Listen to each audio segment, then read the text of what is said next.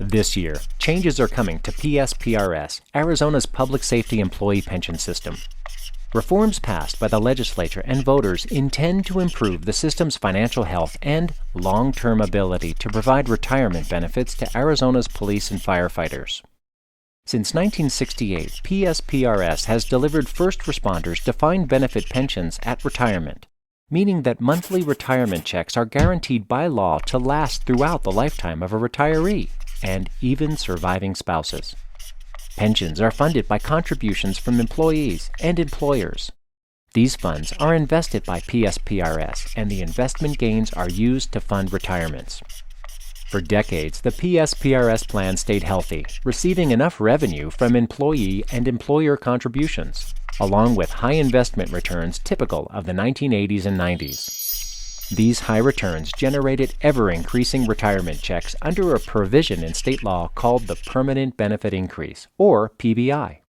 While a well-intentioned benefit for retirees as written, the PBI produced increases year after year for thousands of PSPRS benefit recipients, even in years when investment returns were poor.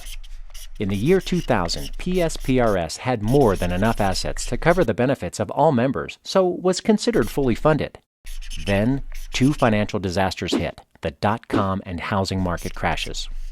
During the dot-com crash, PSPRS lost more than $1 billion between 2001 and 2002.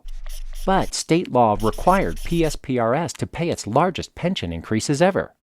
By 2010, PSPRS went from being fully funded to only having enough money to pay for about half of its obligations to its retirees and members who had not retired. This drastic decline set the stage for needed reform. However, several cost-saving measures passed into law in 2011 were ruled unconstitutional by the courts. This created additional financial strain and resulted in Senate Bill 1428 and Proposition 124, which created the reforms PSPRS is enacting this year. These reforms help ensure PSPRS can and will exist for future generations of public safety employees. And the new laws reduced burdens placed on employers suffering from ever-rising public safety pension costs.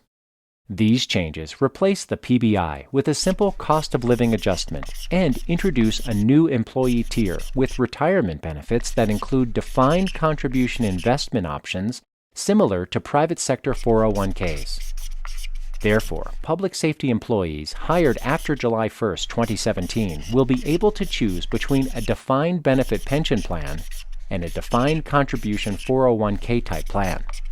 Members who select the defined benefit plan and who do not pay into Social Security will also participate in a supplemental defined contribution plan. This arrangement is often called a hybrid plan because it combines the benefits of a guaranteed pension with a separately managed retirement account that can be managed by employees. Arizona's pension reforms set to go into effect this July are intended to set the public safety pension system on the road to recovery, and we're far from alone.